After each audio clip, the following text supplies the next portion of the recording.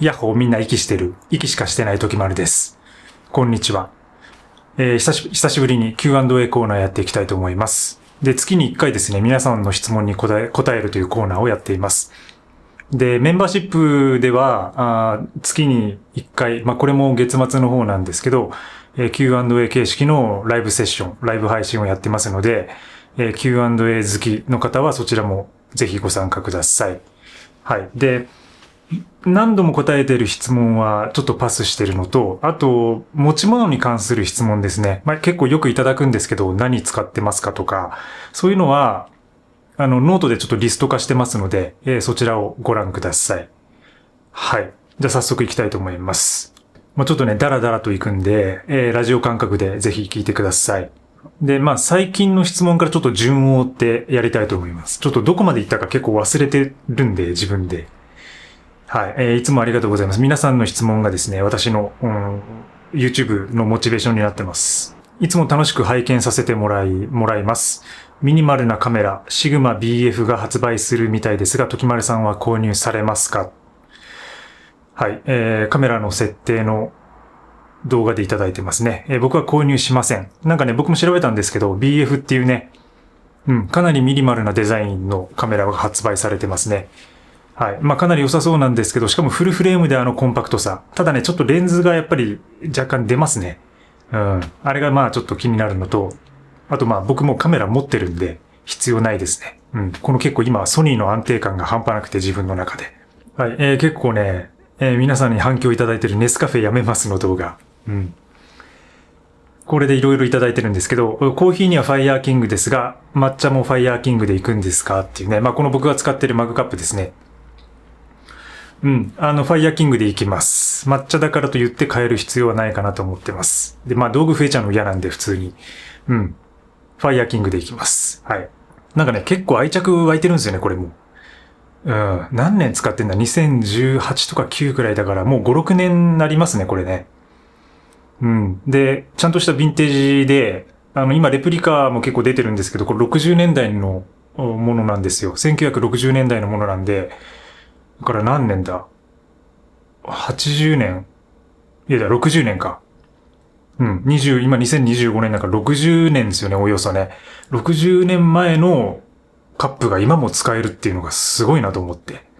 確かに抹茶といえばね、ああいうちゃんとした茶碗の方が伝統的にはいいんでしょうけど、ただ僕は別に茶道教室に行くわけでもないんで、これで十分楽しんでいます。はい。で、これもネスカフェの動画で、英語でいただいてるんですけど、Man, for real?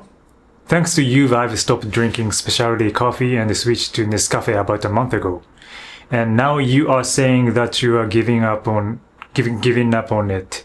I don't think matcha is more minimal than Nescafe because it's much harder to find outside of Japan. It costs more, and also proper matcha tea needs some sort of whisk to be made. ありがとうございます。本当にやめんのかってね。で、この方は、コーヒーね、スペシャリティコーヒーを飲んでたのに、ネスカフェに数ヶ月前に切り替えたと。で、抹茶はミニマルだと思わないって。ネスカフェよりもね、ネスカフェの方がミニマルだと思うと。なぜならやっぱり日本以外の場所では探せないからっていう。で、やっぱりちゃんとした抹茶を作るには泡立てる必要もあるしっていうね。これはごもっともですね。確かに海外だとよりね、探すのが難しいでしょう。特に伝統的な抹茶は。で、価格も高くなるし。今だからね、結構京都の、やっぱ宇治の方の抹茶が値上がりしてるらしくて、インバウンドもありながら、やっぱみんな抹茶というと日本の抹茶を最高級品として求めるんでしょうね。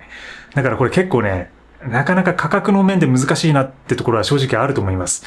やっぱり僕も続けていけるかなっていうのはあるし、ただこの間紹介したのは800円ぐらいでしたかね。ただ500円ぐらいのレンジのやつもこの間スーパーで見つけたので、なんかね、そういうのであれば、ちょっとデイリーに楽しめるものが出てくるんじゃないかなと思ってますね。で、他にいろいろ、皆さんツッコミいただいてるんですけど、ネスレ株終わったなっていうね、これ面白かったですね。うん。ネスレ株が暴落するに違いないとか、火曜日のネスレ株終わったなっていうね。うん。いや、そんな株価動かせないでしょ。時丸誰か。うん。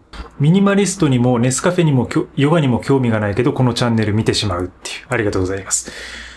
なんかそういうのありますよね。僕も結構ありますよ。全く興味ないんだけど、割とその料理のチャンネル見てたりとか、なんか釣りの、でも釣りはちょっと興味あるか。昔やってたから。うん。なんかでも嬉しいですね。なんかそういう風な全く興味ないけど見てくれるっていう。僕もなんか正直、最初の頃の動画見てもらうとわかるんですけど、ミニマリズムのことだけについて話してたわけじゃないんで、なんかね、結局受けるからっていうか、ミニマリズム系の話が伸びるからやってるところはあるんですよ。途中から切り替えて。うん。だから本質はね、今後も一応ミニマリズム中心にはやっていきますけど、いろいろ変わっていくこともあるし、ありがとうございます。ぜひね、見続けてください。生活をシンプルにするために手放した10のこと。で、シンプルへの執着も手放したらええやんかっていう。うん。ちょっとなんか嫌味っぽい感じですね。うん。それは、でもミニマリズムのチャンネルだから、そのシンプルへの執着も手放すっていうのはかなりアイロニカルで、いいと思いますね。でもね、自分もね、それは結構思ってます、正直なところ。やっぱりその、シンプルに行こうっていうと、結局そのシンプルさに行くことに執着してるんですよね。だからこの方の言ってることはごもっともで、だからその物を減らすとか、なんかそういうことも物を減らすだけに執着するっていうのかな。集中して他のことがおろそかになったりもするから、その減らすことを手放すっていうか、それがなんか生きることなのかなってことも思うし、だから結構このコメントはね、クリティカルで、いいコメントだと思いましたね。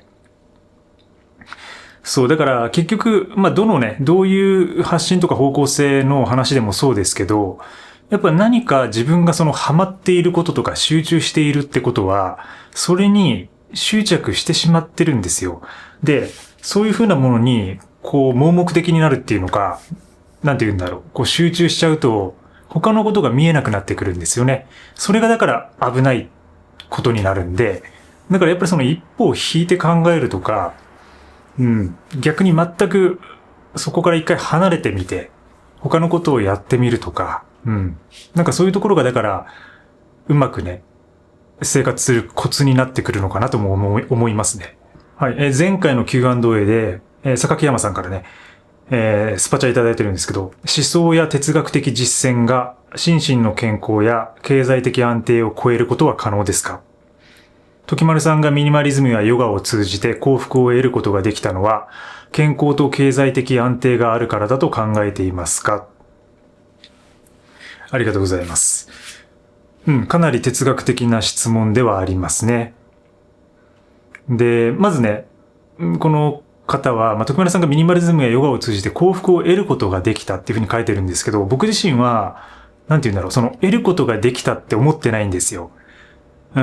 得る過程であると思ってるし、なんか常々やっぱりその幸福感っていうものは変わるし、で、それは多分科学的に言えば、そのアドレナリンとかエンドルフィンとか、そういうふうな自分が脳内で感じるような出てくる物質にもよるし、で、それが常に増減してバイオリズム的に、だから結構不幸だなって思う日もあれば、すごい幸せだなっていう思う日があったりとか、あるいは断片的になんか日常的なささやかなこと、例えば太陽が出ていて、ものすごく風が気持ちいいとか、それだけで幸福感を感じるみたいな時もあったりするから、なんかその、得ることが、なんか自分が、確かな幸せを持ってるっていう感じではないんですよ。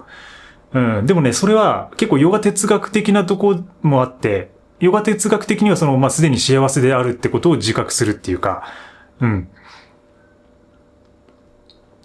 プルシャというね、プルシャという心があって、プラクリティという身体とかそういうものを見ていて、そのプルシャ自体は、すごくもう幸せで安定した状態であるってことなんですけど、それに気づくっていうことではあるんですけど、だからね、まずそこが一つ、ちょっと難しいところ。で、思想や哲学的実践が心身の健康や経済的安定を超えることは可能ですかっていう問いなんですけど、これはね、結構難しいですね。だから、超えようと自分はしてる。してるから、その哲学的思考したりとか勉強したりとか今もやってるとは思うんですけど、正直ね、やっぱりその自分自身が、その体ですよね、肉体。肉体に紐づいている限りは、やっぱりそこは思想と哲学的実践だけでは超えられないんじゃないかなって思うんですよね。思ってるところがあります。はい。今の時点では。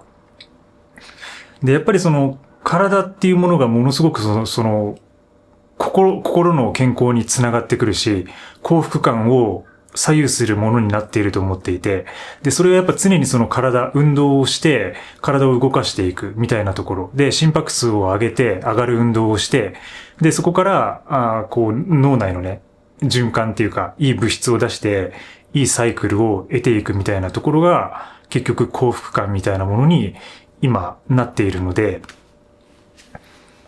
なかなかね、その思想と哲学的実践だけでは、その、心身の健康とか経済的安定を超えるっていうのは難しいんじゃないかなって思ってるのが今の私の答えです。はい。だからそういう意味では、このね、最後の、二つ目の文章に書いてくれてる、健康と経済的安定があるから、その幸福が得られてるのかっていうことは、それは確かにあると思いますね。うん。経済的安定っていうのはどうかわかんないけども、不安定な時期も常に私はあるので、でもそのやっぱ健康っていう側面で言えばやっぱその健康が幸福に寄与しているっていうのは、これはね、やっぱ間違いないと思いますね。で、それはやっぱり、なぜなら人間は身体があるから、体を持っているからっていうことになると思います。だから今後、ますますその、AI 時代とかインターネット時代、あるいはその身体が不要なような時代に今どんどんなってきているわけですけども、そうなってくると、だから多分幸福の定義みたいなものも変わってくるんじゃないかなってのは思っていて、それは50年後、100年後、あるいは300年後かもしれないし、ただ自分が生きている間はまだその身体っていうものからは逃れられないんじゃないかって思っています。で、それを逃れる実践っていうか、それをあまり考えずにやっていく実践っていうのがヨガの実践でもあるし、だからかなりね、そんなこと考えさせられましたね。はい。いい質問をありがとうございます。答えにはなってないかもしれないけど、今の時点ではそういう感じって思ってます。はい。消費依存度を測る10の質問。これアフルエンザ診断っていうものをね、挙げたものでいただいているコメントで、よしこさんね、規模の差があるだけで、各種情報発信で稼ごうとしている時丸も、基本的には企業がやっていることと同じちゃう。消費者としての時丸は電通的なものに絶対乗らないと言っていても、自分も食べていくためにはいろんな戦略を練って、あの手この手で YouTube、X、メルマガ、フロントエンド、メンバーシップ、ノート、Kindle 本など、バックエンド側も買ってもらわないと生きていけないから、買ってくれる人がいて、あなたのこの生活が成り立っている。ただ単に限界まで規模を縮小しただけのことで、基本掃除系の構造かと思いますっていうね。かなりクリティカルな質問ですね。ありがとうございます。これは、私自身もそういうふうには考えてはいますね、実際ね。ただ、結構ね、やっぱ想像で書いてることが多くて、その YouTube、X、メルマガが俺のフロントエンドだって言ってるんですけど、僕はフロントエンドだとこれを思ってないです。なぜなら、YouTube っていうのは、最近は割とその収益で稼げるような、フェーズに入ってはいるんですけど、ただね、本業が僕に別にあるっていうことなんですよ。そもそも。で、確かに、その電通みたいに、で、僕もその情報発信をして、情報商材を売ってる。情報発信を売り物にしてるっていうのは、電通と変わりないとは思うんですけど、その規模っていうのは全然違いますよね。まずその法人と個人っていうことで違うし、で、売ってる構造というか、その社会構造とかビジネス構造も全く違うし、だから、その電通っていうのはもう、つまりもう大企業で上場企業なわけで、僕は単なる一人の個人なわけですよ。だからそういう意味で、それをね、掃除ではあるけど、なんか一緒だと思ってもらうと悲しいっていうか、結構。この人がそう思うんだったら別にいいですけどね、そう思われても。だから情報発信、それは企業がやってることと一緒ですよね。でもね、個人なんですよ。で、法人と個人って違うんですよ。法人っていうのは、いくら叩かれても何も痛くないから。で、個人は直接自分に来るわけで、で、僕がやろうとしていることは、基本的に自分のクリエイティブで誰か困ってる人に価値提供を与える。価値を与えていくっていうか、それで何かの助けになるってことをやりたいんですよ。で、それはもう昔からっていうか写真を撮ってる時からそうで、自分がやっぱりその何か物を作ることとか、自分が書いた文章とかで誰かのためになることをやっていきたいってただそれだけなんですよね。で、法人の、例えばその電通であれば、なんかそういうのは全く一つね、ベールっていうかファクターが噛むんで、その法人というね。だからその個人がやってることが、その法人に、関与しないっていうか、そこでこう、一つのね、壁があるんですよね。だから、まあ、ちょっとね、捉え方としてはね、これ難しいことですけど、僕は同じだと思ってないですってことです。はい。法人と個人は違うんで。ただね、まあ、私自身も、自分の本業があるとはいえ、いろんなね、あの手この手で食っていかなきゃいけないのは確かで、で、今後ますますそういうふうな一つの企業に縛られているような人は、なかなかね、難しい時代がやってくるなと思ってます。はい。なので、収益の分散化とか、どこでも働けるような力とか、で、そういうものが絶対役に立つと思うんで、自分が今までやってきた経験を皆さんにお伝えするために、まあ、この YouTube もやってるし、X もやってるし、メルマガもやってるし、ノートもやってる。で、Kindle 本も書いてる。でも結局はなんかその自分がやってることって全部趣味的なものなんですよね。なんか別にその、まあ、ヨガの部分では、ヨガはその資格持ってますけど、趣味なんですよ、ほとんど。ハイキングとかもそうだし、物を少なくすることとかも全部趣味でやってることなんですよね。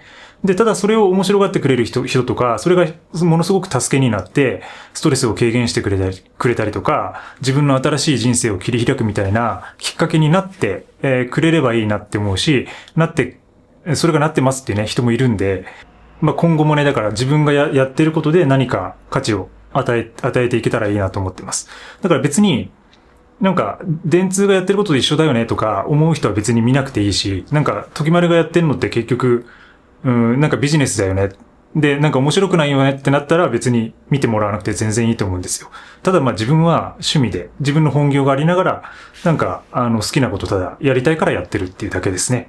まあそれがやっぱその YouTube の醍醐味じゃないですか。でも YouTube って、やっぱね、それがね、曖昧に確かにね、なりがちなんですよね。なんかね、それだから気をつけなきゃいけない。それはまあ自分だけではなくて、やっぱりその他いろいろ見てると、ね、どんどんその、まあ YouTube に飲まれていくっていうのか、まあどうしてもそれが収益を上げるものであるから、そこは結構気をつけなきゃいけないところではありますよね。で、もう一つちょっと別の側面で言うと、この YouTube っていうのも結局その Google AdSense っていう広告を出してもらってるっていうのは企業なんですよ。一般的な企業が出してるから、その個人の人たちが発信したときに、その企業の広告から、企業が出してる収益から、分散して配分されるっていう風な仕組みになってるんで、これだからその電通とかその他の企業が広告を出さなくなると、今度個人も売り上げを上げられないっていう構造になります。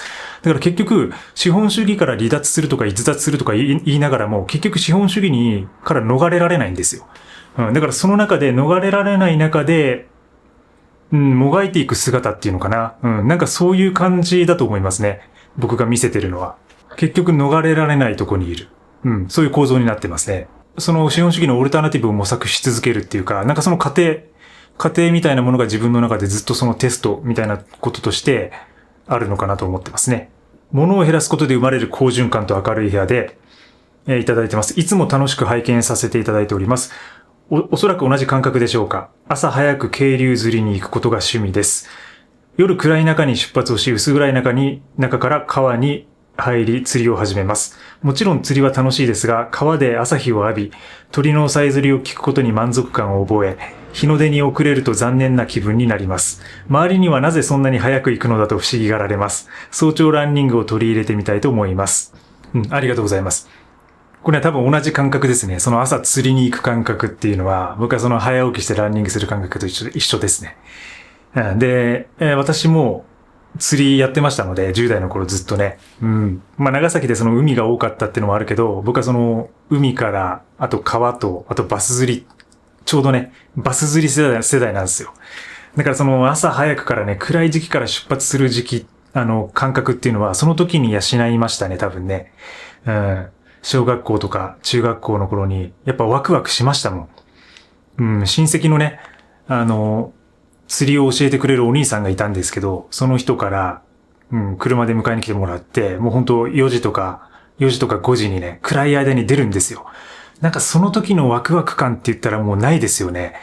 だから今でもやっぱりその早朝に起きて活動していると、結構そういう時のことを思い出したりします。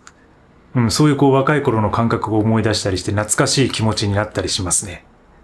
釣りは最高ですね、早朝の。シンプルな質問です。何時に寝てるんですか？はい、僕だいたい今9時から9時半ですね。で、遅くても10時には寝るようにしていて、5時から5時半ぐらいの間に起きます。で、もう8時ぐらいからもう連絡、スマホはほとんど触んないような状態になるんで、もう連絡も取らないし返さないような状態になってます。いつも動画見てます。時丸さんは過去に隣人の騒音に悩まされたことはありますか？物がないと響きやすいとかより生活音が気になるなどあるんですかね？私は先月末にワンルームの賃貸に引っ越したのですが、架かいのテレビの音が深夜早朝うるさく管理会社に対応してもらっている最中です。今後の動画のネタになれば幸いですってことでね。ありがとうございます。いやね、これね、ありますよ。隣人の騒音っていうのは。やっぱりなるべく騒音がないような部屋を選ぶっていうことがまず一つと、選ぼうとしていても、いくら選んでも、やっぱりそれから逃れられないっていうところはありますね。だから僕がやってる工夫としては、耳栓を常に持っていたりとか、あとはなるべく隣がいないような部屋を選ぶとか、で、あとはその防音がしっかりしている RC のマンションを選ぶとか、そういうところですかね。でもそれくらいしかないですけど、それくらいやっていても結構いろんなことはあります。で、確かにその物がないと響きやすいっていうのもあるし、あとこういうふうに僕撮影してるから、僕の方が他の部屋に迷惑かけてる可能性もある。なるべくね、それはないようにはしてるんですけど、やっぱり人によって生活リズムとか違うからさ、で、特に都会はさ、人が密集してるとこって、本当にいろんな人が住んでるんで、僕がね、昔あったのはね、やけに友達が遊びに来る部屋があったんですよ。てか、多分自分の隣の部屋が、むちゃくちゃ人が来る部屋で、で、週末になるとむちゃくちゃ集まって、しかも日本人じゃないっていうか、海外の方いたりとか、ものすごいパーティーみたいなのずっとやってる時があって、それはね、結構きつかったっすね。でも管理会社に連絡したのかな、その時。それも忘れちゃいましたけど。管理会社もさ、なかなか対応してもらえないところもあるでしょ。だから、この方がね、ちゃんと対応してもらっているといいんですけど、子供に懐かれそうって。子供にはね、結構ね、懐かれる方ですね、僕ね。で、実際昔子供を撮影するような仕事とかもしてたんで、結構。だから割といろんな世代の子供と関わること結構多かったんですよ。で、やっぱ変だから、基本的に変な動きとかよくするじゃないですか。で、基本的にそういう感じなんで、最初はとっつきにくい感じで向こうも緊張してるんだけど、慣れたらかなりもう、トッキーって感じじゃない、トッキーって。トッキーって感じでもうみんな懐いてる時代はありましたよね。で、これミニマリストのデスクツアーで、これ面白かったのが、この猫のアイコンのね、モジュさんから、このデスク周りで24分って。いや、これはね、自分でも思いますわ。本当に。で、リプライでさ、みんな3分で終わるだろうとか、いや、3秒で終わるだろうとかね。いや、本当にね、よくやってるよ。冗談だと捉えてくださいね、皆さんね。長々と喋ってますけど、結構自分の思考をただ単に話しているようなところはあるんで、これで24分って確かに長いし、でもそれが逆説的に面白いのかなって思ったりするし、ちょっと、嫌な人は嫌だと思うかもしれないですけど、24分話してますね。はい。物が少なくなればなるほど話を長くするっていうね、逆説的に。はい、ビボベアフットの動画。最近さ、他のチャンネルで結構ビボベアフットがまたフューチャーされてて、なんかベアフットの話を結構していて、なんかそれで僕が昔上げてたビボベアフットの動画がまた見られてるんですよ。で、なんか結構再生っていうかコメントがそれに伴ってきていて、ベアフットサンダルと B さんはどう違うのですか？両方薄いゴムのようですがっていただいてますね。で、これは、ベアフットサンダルの方が薄いです。B さんよりも。B さんって1センチとか 1.5 センチとか結構クッションあるじゃないですか。で、ベアフットサンダル、僕が使っているゼロシューズは本当に 0.5 ミリとかなんで、で、すり減って 0.3 とかになるからもうかなりペラッペラです。うん。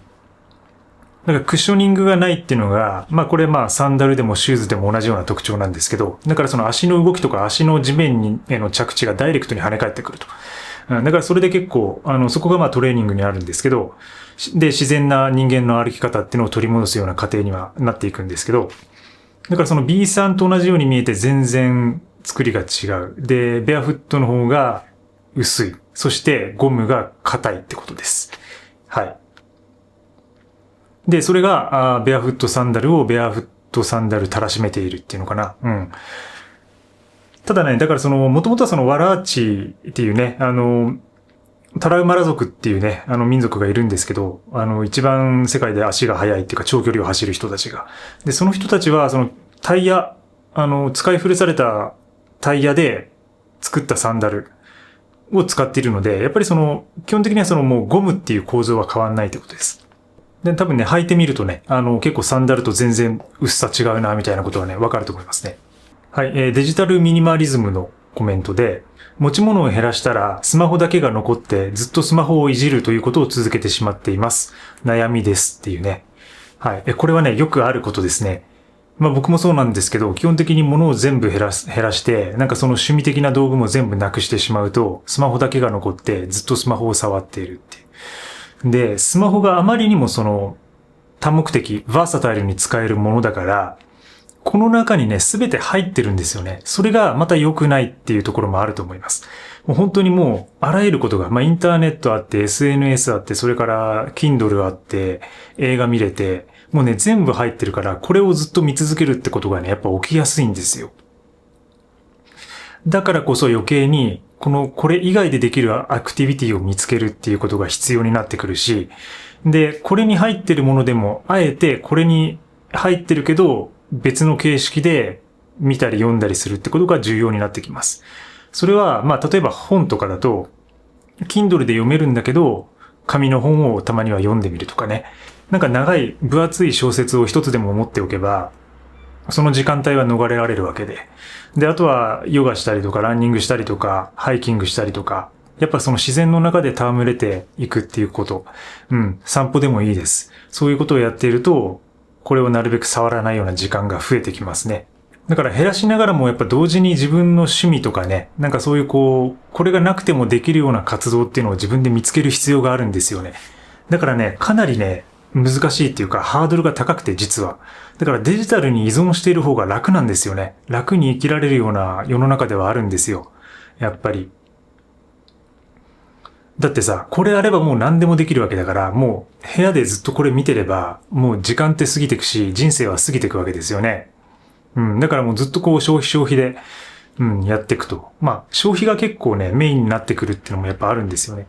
ただ生産もできなくはないから、例えばこれを使うにしても、生産だけに使うとかね。僕の場合そうですけど、これ文章を書いたりとか、これでポッドキャスト撮ったりとか、たまに YouTube 撮影したりとか、なんか自分が作ることとかクリエイティブすること、写真を撮ったりとかもそうですけど、なんかそういうこともできるんで、どちらかというと同じこれをスマホを使うでも、クリエイティブな方向に持っていくと、時間の使い方っていうか、ストレスが減ったりとか、良くなってきます。ただね、やっぱ根本的にはでもこれを使うこと自体がストレスになるっていうことがあるんで、なるべく離れていくってことが大事かなと思ってますね。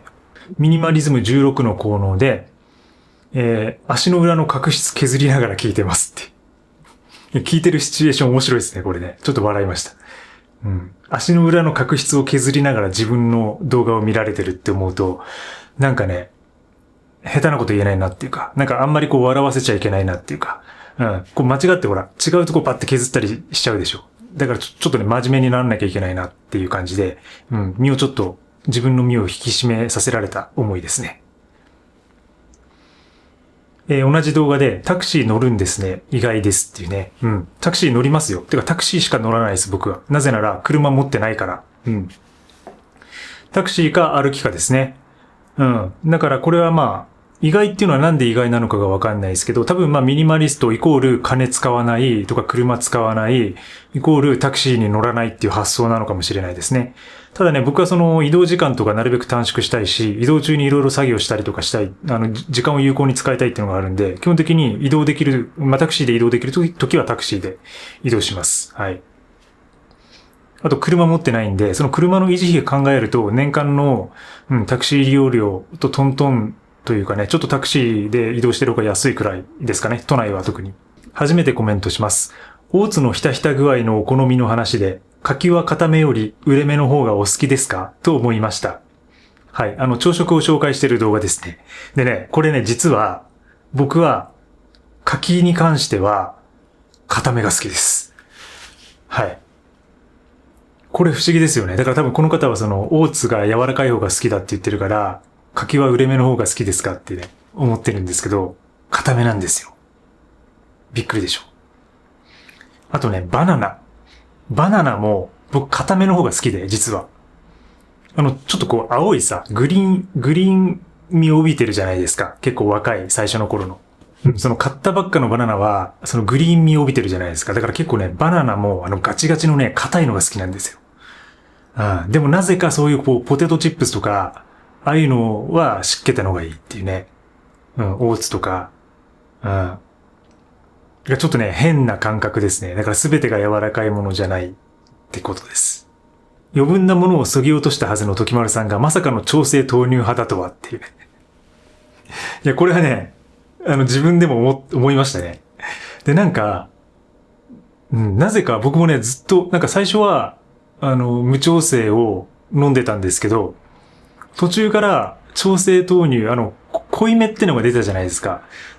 あれが出始めてから、ずっとね、調整豆乳を飲んでたんですよ。で、多分、これよくよく考えてみると、プロテインを取ってたからなのかなと思いましたね。で、今もプロテインはやめたんですけど、プロテインを取っていた時期っていうのは、やっぱりなんかこう、濃い豆乳と、そのチョコレートプロテインみたいなもののマッチングがすごい良かったんですよ。で、味がむちゃくちゃ良くなるんで、だからその調整豆乳を使ってたんですけど、最近、このコメントいただいてから無調整に変えてみたんですよね。そしたら全く問題ないです。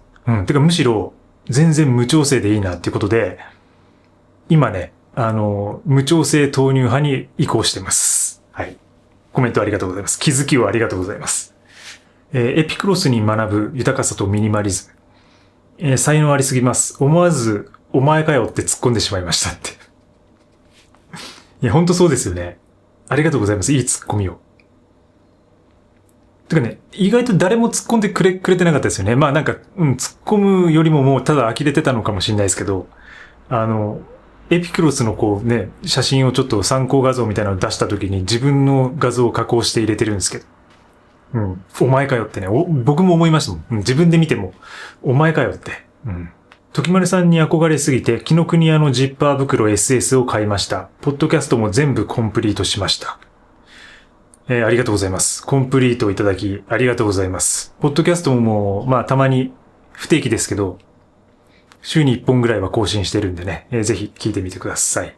数年前から日用品をキャンプギアと入れ替え、その過程で UL なるものを知り、バックパック一つに入るものだけで暮らせないかと考え始めたものの、まだ実現はせずです。どうしてそうしたいのか。まだ旅の途中であり、今いる場所を通過点だと感じたいのだと思います。UL 関係の動画をあれこれと観覧していたところ、時丸さんと出会い、おーっと、すべての動画を見てみようと思いました。ありがとうございます。そうですね。なんか僕自身もやっぱりそのキャンプギアを日用品に転用できないかってところから実験が始まったりとかしていますね。はい。で、バックパックに一つっていうのも結構登山、ハイキングからのインスピレーションで始めたところもあります。やっぱね、コロナ禍が自分にとって大きかったんですよね。やっぱ2020年になって、そのコロナ禍で仕事が全部なくなって、で、自分の時間が増えて、で、山に入るようになったりとか、で、本当は移動できなかったけど、ずっと旅してね、いろんな場所を移動してる間に、さらに物が減ってきて、で、同時に自然の中に入る回数も増えてきて、で、その間に、それをやってると、じゃあ自然の中で暮らしているものを使って、都市でも、生活できるんじゃないかっていうので始まったのが、キッチン用品を全部登山ギアにしたりとか、他のエマージェンシーキットもそうだし、バックパックの中に入っているものをすべて、アウトドア系のアイテム、UL アイテムに乗り換えたっていうね、そういう過程があります。だから大きかったですね。だからコロナ禍がなかったら僕はもしかしたらそのハイキングギアを使うっていうか、日常的に使うことにいかなかったかもしれないし、ちなさん、時間和代さん、こんにちは。私は寝る前にミニマリストさんたちの動画をラジオ感覚で聞くのが好きです。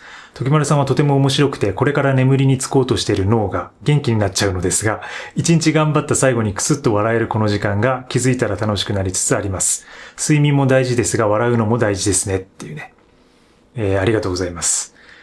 いやー、これはね、申し訳ないですね。この寝ようとしてる時にリラックスに入っていくのに、笑いでね、覚醒してしまうっていうね。これはね、睡眠の邪魔をしてますね。本当に。でもね、本当にその笑うのも大事っていうのをこの方書いてくださってますけど、大事ですよね。だからなんか、最近そのますます社会がふざけられないような社会になってるでしょ。だからそれもあって、僕はずっとずっとふざけていたいっていうのはあるんですよね。で、小学校の頃からずっとふざけていて、ずっと怒られ続けてきたんですよ。でもね、なんかその中でもやっぱりね、自分のユーモアを理解してくれる人が、やっぱりいましたね。何人かは。もうほんと少数でしたけど。先生もそうですけどね、先生もやっぱり理解してくれる先生と理解してくれない先生が分かれていて、生かされてきたっていうのかな。なんか僕はもう多分、ずっとふざけてるんで、何度もその自分自身がいなくなってもおかしくないようなタイミングって多分たくさんあったんですよ、これまで。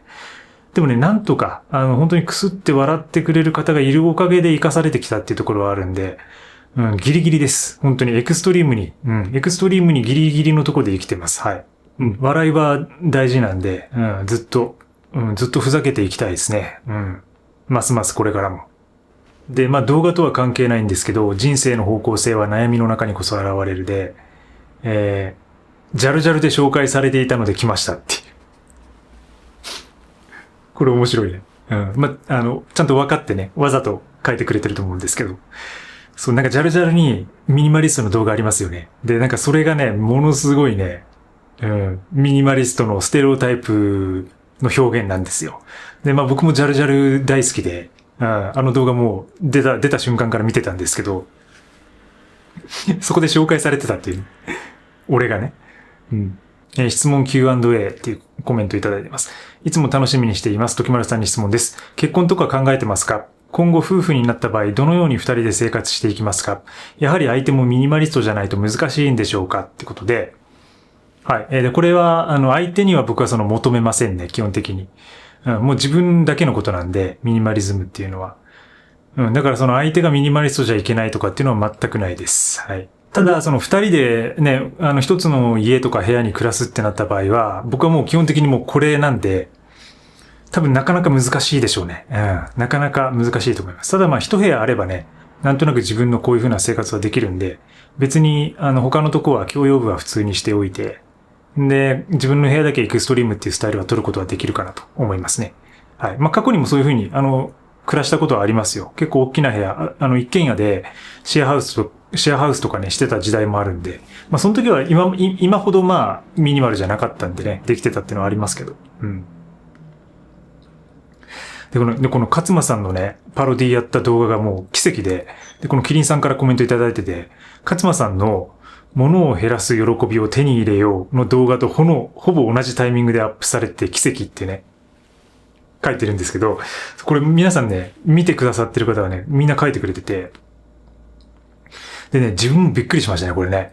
自分がパロディやった日に上がってたのかな。物を減らす喜びを手に入れようってタイトルで、勝間さんがちょっとミニマリズムっぽい動画を上げてんすよ。で、もともと方は、ね、そういう断捨離とかミニマリズムみたいなものは結構話してますけど、それが同じタイミングに出てくるっていうね、これびっくりしましたね。で、さらに、この次のね、翌日の勝間さんがの動画がホワイトボックスでグレーニットでしたっていう。で、アンサー動画なのかもって、このキリンさん書いてくれてるんですけど、この目の付けどころはすごい、本当に。本当にすごい。何かに集中してないと多分見抜けないとこ。で、僕もね、これ見に行ったんですよ、実際。そしたら本当に、ホワイトボックスっぽいところで、グレーのニット着ててやってたり。アンサー動画かなって思っちゃいますよね。で、僕一応メンションっていうか、今、概要欄でタグ付けできるんで、メンションしてたんですけど、まさかね、でも勝間さんとコラボできたら面白いでしょうね。だからそういうちょっとね、無謀な野望っていうのかな。無謀な夢みたいなものも、徐々に最近は広がってきてますね。一応同じ土俵で話してるっていうか、YouTube って全部ね、フラットコミュニティなんで、基本的にどの動画もね、フラットに位置づけられるとは思うんですけど、そういうふうな再生回数とか、ね、チャンネル登録者の大小とかありますけど、基本的に動画上げてしまえば、勝間さんとね、コラボできる日も近いんじゃないかなって、ちょっと期待したりはしてます。はい。答えは簡単でしてってね。答えは簡単でしてはやっぱ、入れなきゃいけなかったですね。答えは簡単なんだよ、いつも。5ポケットワイドパンツの先行予約販売の情報がありましたね。さあ、時丸さん食いつくかっていうことで、はい。で、僕もこれ、案内が来て見たんですけど、食いつかなかったですね。なぜならもうすでに持ってるっていうのと、なんかね、ワイドである必要がないんですよ、自分の場合は。もうこれで全然十分に動けてるんで。で、あと僕はこれ、登山だけじゃなくて日常とかあとランニングも使うんで、なんかね、ちょうどいいんですよね。ここのサイズっていうか、ワイド感。今のワイド感がちょうどいいんで、これはもうワイド版は別に僕は必要ないかなと思ってます。個人的にね。で、これちょっと前の動画ですかね。エクストリームミニマリスト15個の持ち物実験で、ありとあらゆる場所に充電環境が整う現代において、充電器はバッテリー機能不要でただの小さい充電器の方が良くないですか？アンカーのナノ2とかっていう風にね、いただいてます。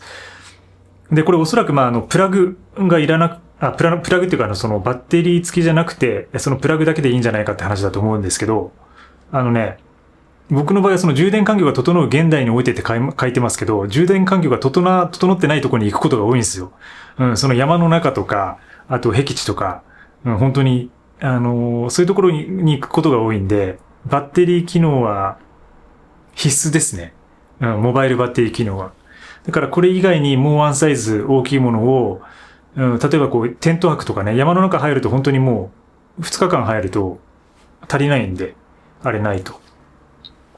だからこれはもう必須です。はい。なんで、理由があって、いろいろ理由があってそういう持ち物になってるってことです。はい。だから多分、初見というかな、パッと見、こっちの方が良くないですかっていうのはあると思うんですけど、自分はもうその65個しかないんで、もうその中についてかなり考え尽くされて、いるってことですね。かなり考えた上でその結論を出してるんで、なかなかね、難しいと思いますよ、これは。やっぱね、それぞれに理由があって使っているっていうことですね。はい。で、それは人によって違うので、自分の使い方の場合は、こういう道具だっていう感じになっています。手放しやすい旧のものの動画で、オールドメディアはすべて処分しています。X1 カーボン、プラス iPhone 12、プラス YMAX だけで生きています。X1 カーボンっていうのは、ThinkPad のことでしょうね。はい。しかしながら肉体以前に PC が手放せません。仕事に使うからですが対処法を教えてください。iPad プラスキーボードでは仕事ができないし悩みどころです。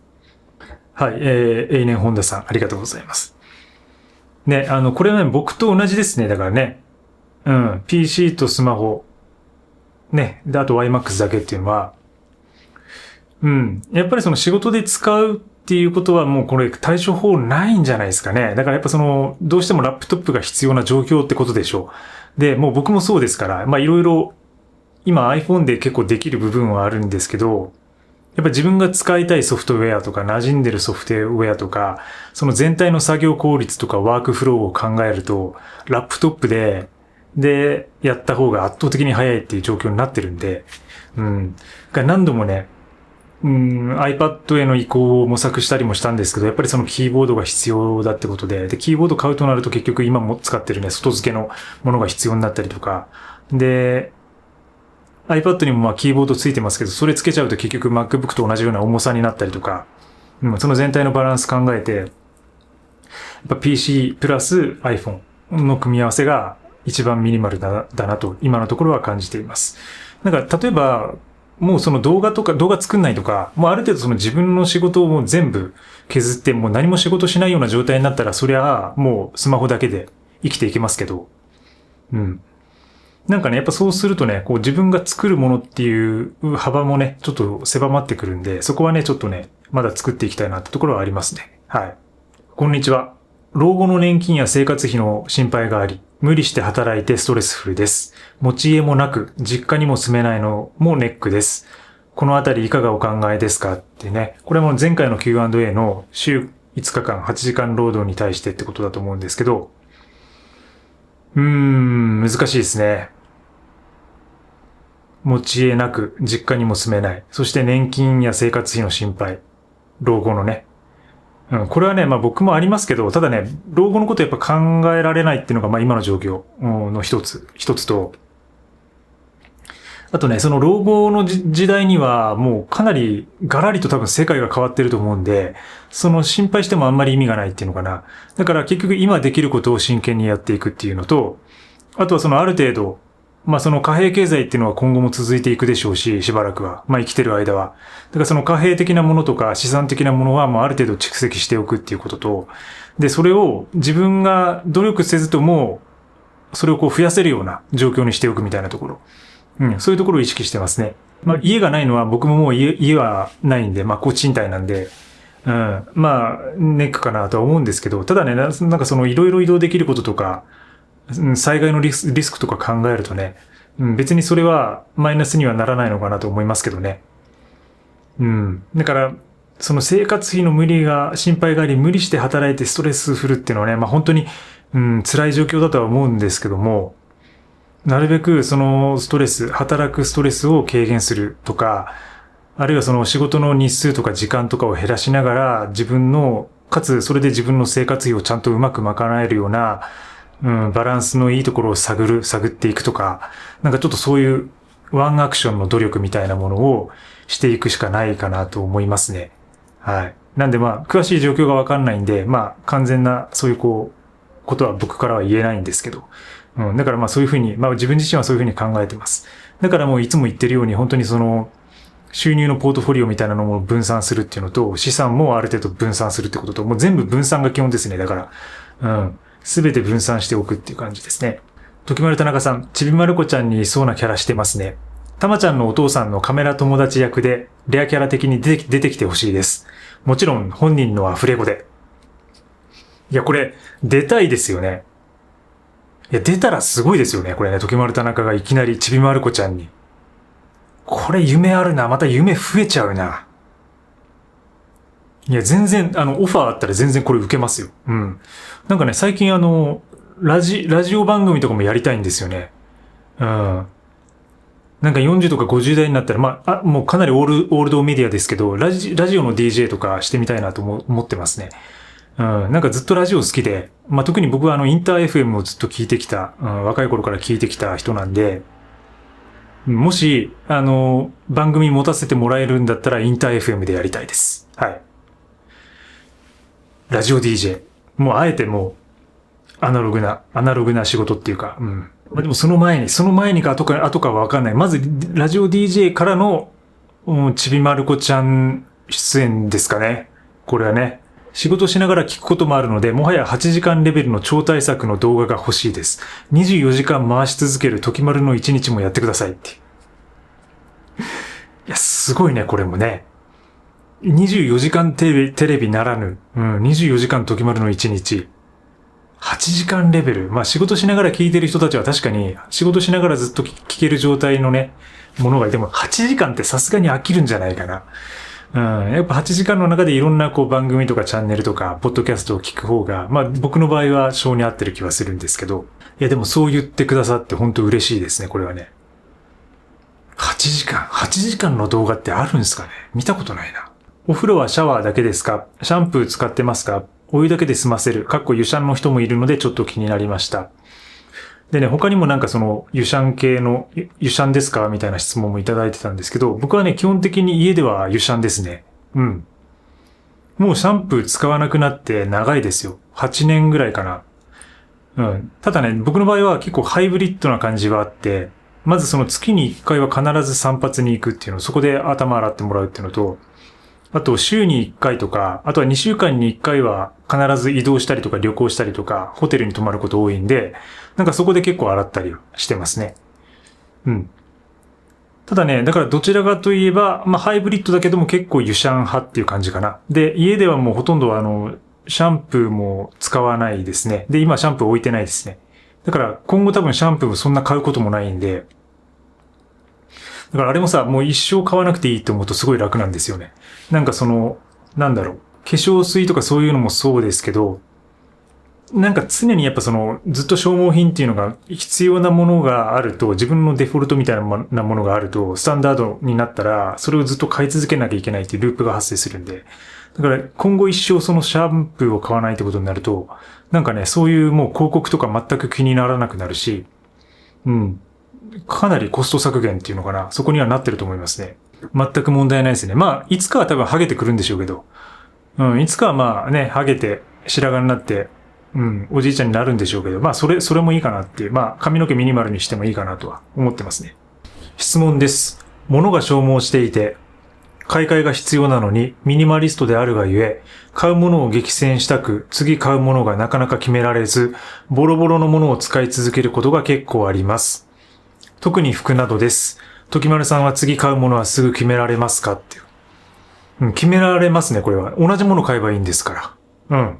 リプレイスってやつです。はい。新しいものを選ぶから、買うものが決められないんですよ。だから自分のスタンダードを一つ決めて、で、それを買い続ければいいんですよ。うん。そんな感じです。僕もずっと同じパンツとか T シャツとか、靴下とか、まあ微妙に変えてますけどね、言っても。いいものを探したいっていうのはあるんで。だから多分ね、いいものを探したいっていう欲求が強いんでしょうね、これね。うん。買いたくても買えないっていう時もあるけどね。例えばまあシューズとかもそうだけど、物がなくて買えないって在庫がなくて買えないみたいなことはあるけど、うん。まあ同じものをリピートすれば、選ぶ手間は省けるってことです。スティーブ・ジョブズみたいに。ずっと同じ一世三宅のタートルネックと、ニューバランスと、デニムだけ履いておけば、うん。もう次、壊れたらそれ同じもの買えばいいんですから。うん。いつもとっても楽しみにしています。長尺大歓迎。時丸さんの生き方がマニアックで最高です。まだまだだけれど、少しでも身軽になっていつでもどこでも暮らしている人を目指し中。いや、素晴らしいですね。ありがとうございます。本当に。はい。いつでもどこでも暮らしていける人。うん。これはもう僕自身も目指しているところで。うん。まだまだ、完全ではないんで、なんかね、そういう風な方向をね、目指しながらやっていきたいと思ってます。で、そのためにはやっぱり身軽になって、物を減らす。あるいは対応能力とか適応能力をつける。体を鍛える。うん。心身を健康に保つ。うん。そういうことが大事になってくるんで。うん。一つだけじゃダメなんでね。うん。減らすだけではダメなんで。うん。すべてのそのバランスっていうのかな。そういうのを整えながら、うん。どこでも生きていけるっていうね、感じになっていけるとね、いいですね。昨日 DJ をしにクラブに行きましたが、おかげさまで手ぶらで行けました。ポケットにジップロック、鍵、お金、口紅を入れてガンガン踊りました。また DJ してください。動画好きですっていう。ありがとうございます。最高ですね。うん。DJ 動画っていうのは多分年末か、ね、年末年始にやったやつね。うん。病気の中、熱ある中回したやつですね、僕はね。うん、またね、やりたいですけどね。もしかしたら、また年末になっちゃうかもしれないけど、なかなかね、やるタイミングないんでね。いやでも本当にクラブとか、まあ僕もそうですけど、ライブとかはね、やっぱりね、手ぶらでいけるってのすごい楽なんですよ。で、ポケットに全部ささっと入れて、その方が手がやっぱ踊るために行くわけで、踊るためには全て持ち物手ぶらで踊るっていうのが一番いいっていうか、動物になるためにね、自分が人間であり動物になるためにはやっぱり何も持たないっていうのが大事で、うん、で、クラブとかの空間はやっぱり何もない方がいいですよね。むちゃくちゃ気持ちはわかります、これは本当に。全身スキンケアに太白ごま油を使っているのですが、時丸さんご存知ですか？キャリアオイルにもセサミオイルってあるし、ありかなって。調べてみるとヨギ、アイルベーダ推しの方たち、御用達のようですよって。はい、ありがとうございます。そうね、太白ごま油はね、この間ね、ちょうどね、私の友人が使っていて、これもう本当に、会話に出たんですよ。これびっくりしましたね。だからむちゃくちゃタイムリーですね、これね。はい。で、その方もね、使っていて、で、確かにやっぱアイルベーダーから来ているっていうところはあるんで、ただ私は試したことないんですよね。だから知ってはいるんだけど、使ってないって。しかもね、その普通のごま油じゃダメなんですよね。これ、太白ごま油じゃないと。で、全身に使えるっていうね、全身に塗れるっていうね。ちょっとね、興味はありますけどね。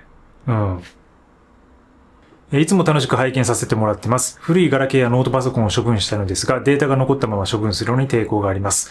気にしすぎでしょうか？古すぎて電源が入らないものもあります。時丸さんならどうしますか？アドバイスお願いします。これはね、二つあります。一つは気にせずにそのまま処分するってこと。